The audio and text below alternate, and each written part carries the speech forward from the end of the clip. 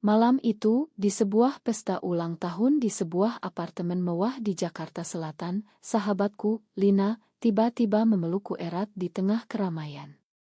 Dia mabuk berat, mata merah karena minum terlalu banyak bir yang diselundupkan teman-temannya, dan tanpa peringatan, bibirnya menempel pada bibirku, ciuman yang dalam dan penuh gairah yang membuat seluruh ruangan seolah membeku. Aku, Sinta, terpaku, jantungku berdegup kencang seperti akan meledak, karena inilah rahasia yang selama ini kusembunyikan dari diriku sendiri. Aku mencintainya lebih dari sekadar sahabat.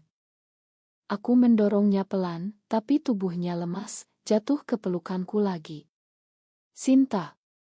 Aku suka kamu, gumamnya samar-samar, suaranya hilang di antara musik EDM yang menggelegar. Pikiranku berputar-putar, apakah ini nyata? Atau hanya khayalan mabuk? Aku menariknya keluar dari pesta, memesan taksi online, dan sepanjang jalan pulang ke apartemen kami yang kami sewa bersama, aku tak bisa berhenti memikirkan bagaimana ciuman itu membangkitkan sesuatu di dalam diriku yang selama ini kucoba tekan. Mengapa harus sekarang?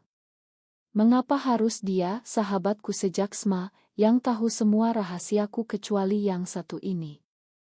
Di apartemen, aku membaringkannya di tempat tidur, membersihkan mukanya dengan air hangat, tapi hatiku gelisah. Aku duduk di sampingnya, memandang wajahnya yang damai dalam tidur, dan tiba-tiba air mata mengalir. Bagaimana jika besok pagi dia bangun dan menyesal? Aku ingat kata-kata ibuku waktu kecil, jangan pernah biarkan hati membawamu ke jalan yang salah, Sinta. Keluarga kita taat, masyarakat kita menilai. Tapi sekarang, jalan salah itu terasa begitu dekat, begitu menggoda. Aku merasa seperti berada di tepi jurang, satu langkah salah bisa menghancurkan segalanya. Apakah aku harus pura-pura tak terjadi apa-apa? Atau akui saja bahwa aku juga merasakan hal yang sama. Pikiran itu menyiksa, membuatku tak bisa tidur semalaman. Pagi harinya, Lina bangun dengan kepala pusing, mengerang memegangi dahinya. Sinta, apa yang terjadi semalam? Tanyanya, suaranya lemah. Aku ragu, tapi akhirnya bercerita setengah-setengah, menghindari bagian ciuman. Kamu mabuk, Lin, aku bawa pulang. Dia tertawa pelan, Maya, pasti repot. Tapi matanya menghindar, seolah ingat sesuatu. Hatiku bergetar, apakah dia ingat? Aku memasak sarapan, mencoba bertingkah normal, tapi di dalam, badai sedang berkecamuk. Mengapa aku tak bisa jujur? Karena takut kehilangan dia. Atau karena takut apa yang akan dikatakan keluargaku, yang masih mengharapkan aku menikah dengan pria baik-baik. Sepanjang hari, kami menghabiskan waktu seperti biasa, bekerja dari rumah, Lina sebagai desainer grafis, aku sebagai editor di sebuah majalah online. Tapi ada ketegangan yang tak terucap. Saat makan siang, dia bertanya tiba-tiba, Sinta, semalam. Aku bilang apa ya? Aku menelan ludah, gak penting, Lin, lupain aja. Tapi di dalam, aku berteriak, katakan saja. Katakan bahwa ciuman itu membuatku hidup. Tapi aku diam karena tahu konsekuensinya. Di Indonesia ini, cinta seperti ini masih tabu, masih dianggap dosa oleh banyak orang, termasuk keluargaku yang konservatif. Aku ingat kakakku yang pernah dicemooh karena pacarnya beda agama, bayangkan jika ini. Malam itu kami menonton film di soa, tapi pikiranku melayang. Lina menyandarkan kepala di bahuku, seperti biasa, tapi sekarang sentuhannya terasa berbeda. Sinta, kamu baik banget, katanya lembut. Aku tersenyum paksa, tapi hati berperang, apakah ini saatnya? Aku hampir membuka mulut, tapi telepon berdering, ibuku menelepon. Sinta, kapan kamu pulang? Ada calon bagus dari teman ayah. Hatiku hancur. Aku jawab singkat, nanti ya, Bu.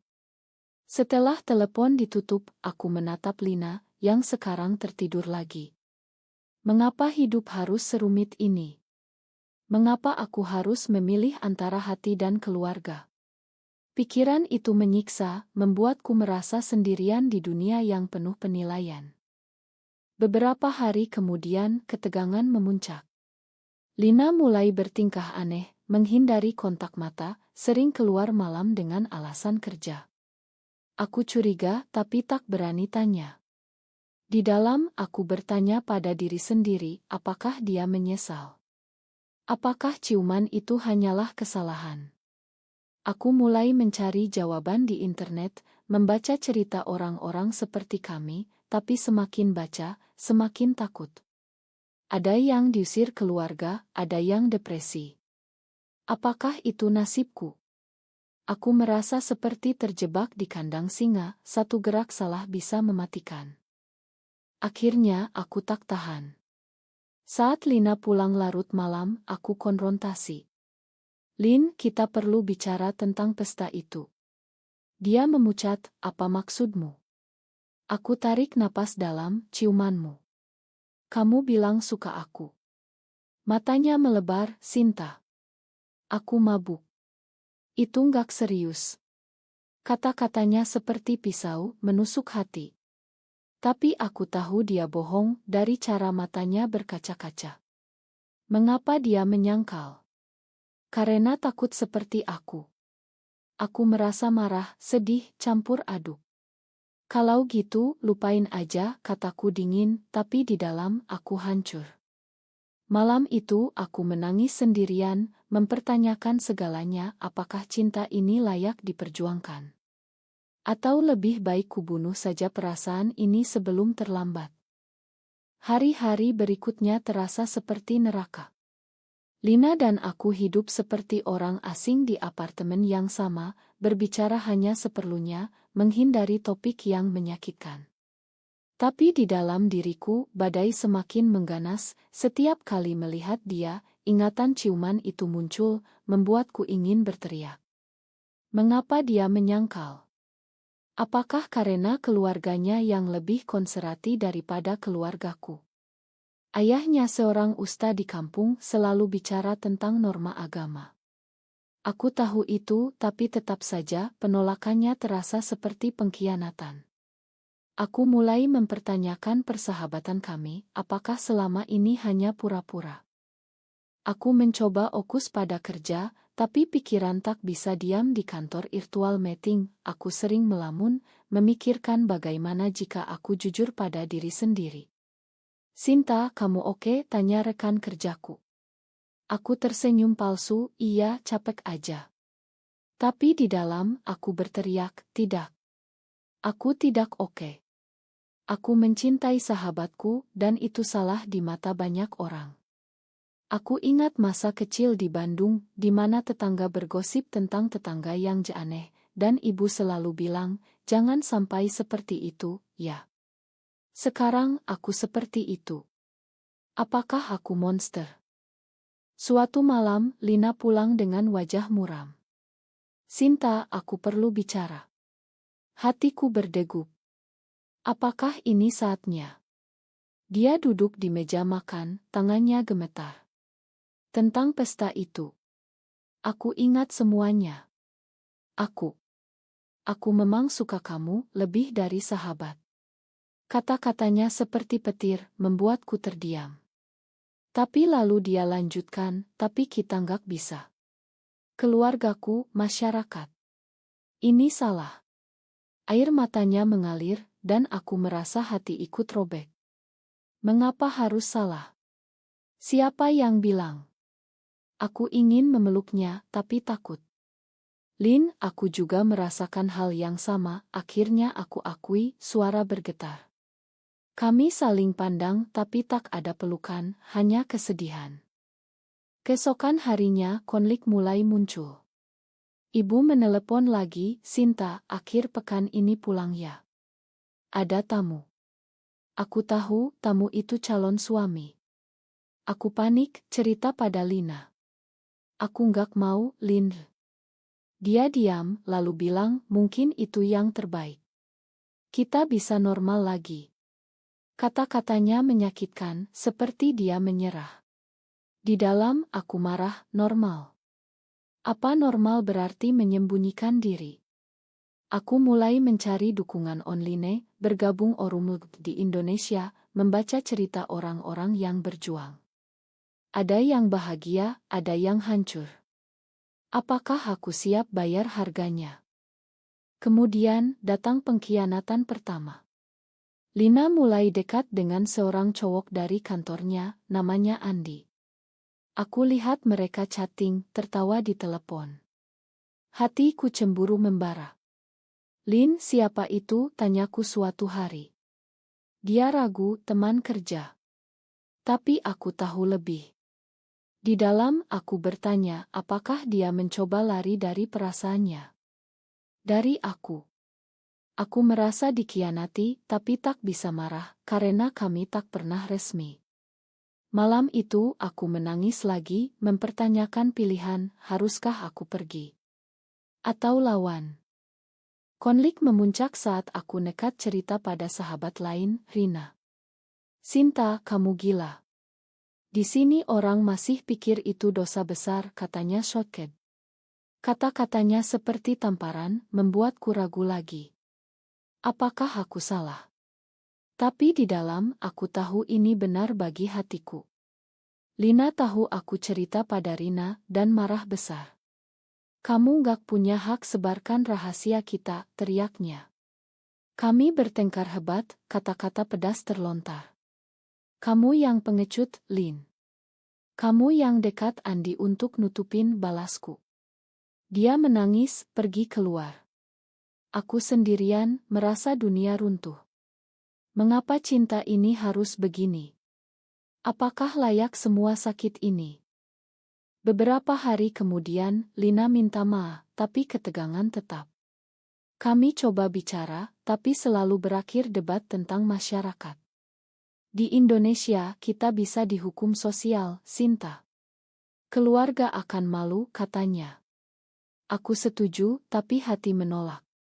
Di dalam, konflik semakin dalam, aku mulai memikirkan pindah, tapi tak bisa bayangkan tanpa dia. Apakah ini akhir persahabatan? Atau awal sesuatu yang lebih besar? Pikiran itu menyiksa, membuatku semakin emosional. Badai emosi semakin mengganas. Setelah pertengkaran itu, Lina benar-benar mulai pacaran dengan Andi, seolah mencoba membuktikan sesuatu. Aku lihat mereka jalan bersama, foto di Instagram, dan setiap kali, hatiku seperti diremas. Mengapa dia lakukan ini? Untuk melupakan? Atau menyakiti aku? Di dalam, aku berjuang, bagian diriku ingin marah, bagian lain sedih karena tahu dia juga menderita. Aku mulai menarik diri, jarang bicara, tapi malam-malam, aku diam-diam menangis, mempertanyakan identitasku. Apakah aku lahir salah? Mengapa Tuhan beri perasaan ini jika dilarang? Ibu semakin mendesak. "Sinta, pulang akhir pekan ini. Calonnya anak dokter, bagus." Aku tak bisa tolak lagi, pulang ke Bandung. Di rumah, suasana hangat, tapi aku merasa asing. Saat bertemu calon itu, namanya Rea, dia sopan, tapi aku tak merasa apa-apa. Di dalam, aku berpikir, ini yang diharapkan masyarakat. Menikah, punya anak, pura-pura bahagia. Malam itu, ibu bicara panjang, "Jangan seperti tantemu yang cerai karena salah pilih, Sinta." Aku diam, tapi hati berontak, salah pilih. Bagaimana jika pilihanku adalah Lina? Kembali ke Jakarta, aku temui Lina sedang packing. "Aku pindah sementara ke tempat Andi," katanya dingin. Hatiku hancur. "Kenapa, Lin?" "Karena aku." Dia menangis, "Karena ini terlalu sakit, Sinta. Kita nggak bisa bersama. Masyarakat nggak ingin." Kata-katanya seperti akhir dunia. Aku ingin berlutut, minta dia tinggal, tapi ego menahan. Di dalam, konflik memuncak, apakah aku harus biarkan dia pergi? Atau lawan segala rintangan? Aku merasa seperti di persimpangan, satu jalan aman, satu lagi penuh duri. Pengkhianatan kedua datang saat Rina, yang kukira sahabat, mulai bergosip. Aku dengar dari teman lain bahwa dia cerita ke grup, Sinta dan Lina aneh-aneh. Panik, aku konfrontasi Rina. Kenapa kamu lakukan itu? Dia jawab, aku khawatir kamu salah jalan, Sinta. Ini dosa. Kata-katanya membakar amarah. Apakah teman seperti ini? Di dalam, aku merasa dikhianati oleh dunia. Aku cerita pada Lina, tapi dia malah bilang, lihat. Ini yang kutakutkan. Kami bertengkar lagi, lebih hebat. Kamu yang lemah, Lin. Kamu pilih Andi karena takut, teriakku. Dia balas, setidaknya Andi normal. Kata itu menyakitkan, membuatku meragukan segalanya. Malam itu, aku sendirian di apartemen kosong, merasa hampa. Aku mulai mencari bantuan, hubungi komunitas LGB di Jakarta. Mereka cerita pengalaman, beri dukungan. Kamu gak sendirian, kata salah satu. Tapi di dalam, aku masih ragu apakah layak bayar harganya. Keluarga, teman, pekerjaan, semua bisa hilang. Aku ingat ayah, yang selalu bangga padaku, apa dia akan malu. Pikiran itu menyiksa, membuat air mata tak berhenti. Keesokan harinya, Lina kembali, minta maaf. Aku gak bisa tinggal jauh dari kamu, Sinta. Kami peluk, tapi tak ada ciuman, hanya air mata. Kami bicara panjang tentang masa depan. Kita bisa sembunyi, kataku. Tapi dia geleng, itu gak adil. Konflik semakin dalam, mendorong kami ke tepi. Aku mulai memikirkan pilihan ekstrim, cerita pada keluarga. Atau putus hubungan. Hatiku berat, emosi meluap.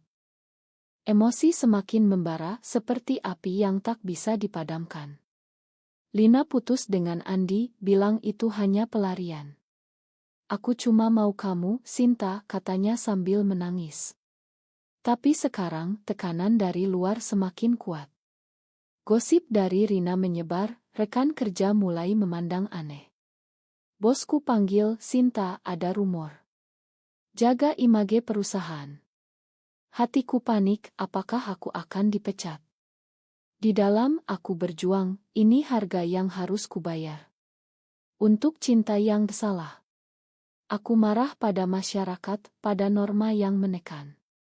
Mengapa kami tak boleh bahagia? Keluarga Lina tahu sesuatu. Ayahnya menelepon, marah besar. Lina, pulang sekarang. Jangan bawa malu keluarga. Dia menangis di pelukanku, aku takut, Sinta. Aku peluk erat, tapi di dalam ketakutan sama besar. Apakah ini akhir? Kami putuskan sembunyi, tapi itu hanya menunda. Malam-malam kami bicara tentang mimpiku, pindah ke Bali, hidup bebas. Tapi Lina ragu, keluargaku penting. Konflik itu menyiksa, membuat kami sering bertengkar. Kamu pilih mereka atau aku, tanyaku suatu hari. Dia diam, air mata mengalir. Pengkhianatan terbesar datang dari diriku sendiri. Dalam keputusasaan, aku hubungi Rea, calon dari ibu. Mau ketemu, kataku. Kami bertemu, ngobrol, tapi hati tak ada. Di dalam, aku berpikir, mungkin ini jalan keluar. Normal lagi. Tapi saat pulang, Lina tahu dari pesan di ponsel. Kamu khianati aku, teriaknya. Aku menangis, aku takut kehilangan semuanya. Kami bertengkar sengit, barang pecah, kata-kata menyakitkan. Kamu sama seperti mereka, Sinta.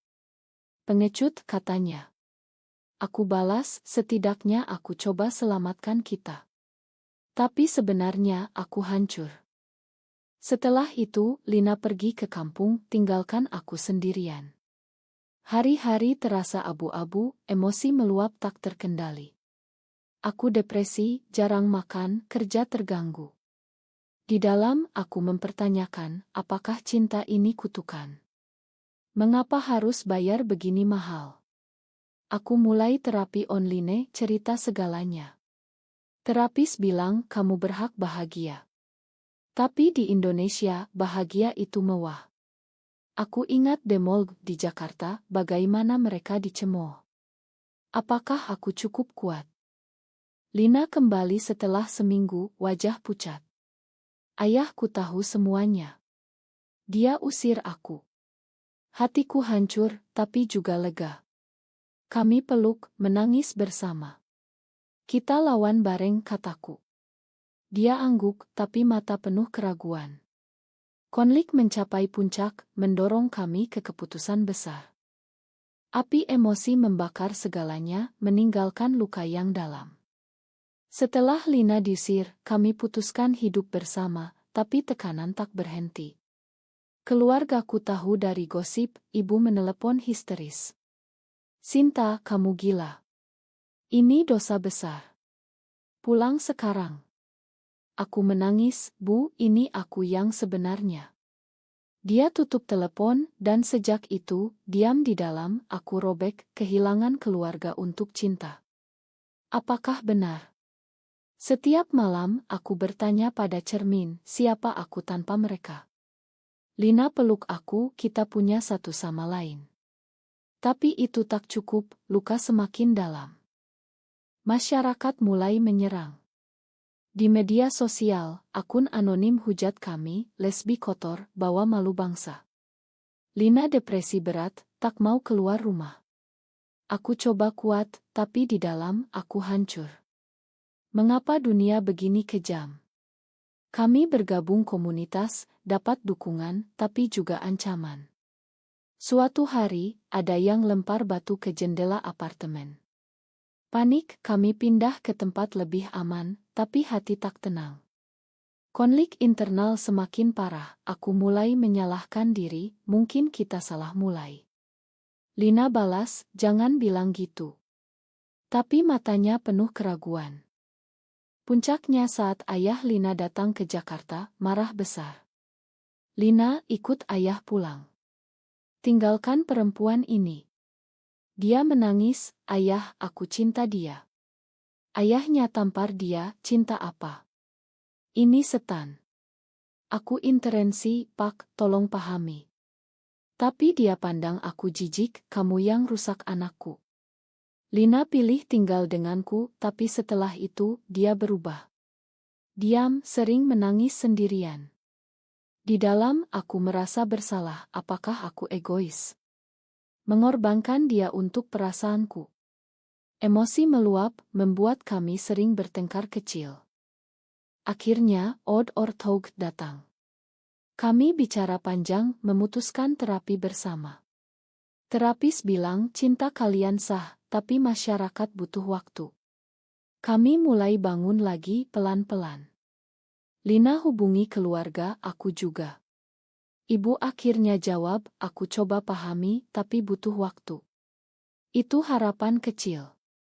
Tapi luka tetap ada, pengorbanan besar. Kami belajar bahwa cinta butuh perjuangan, tapi juga pengampunan.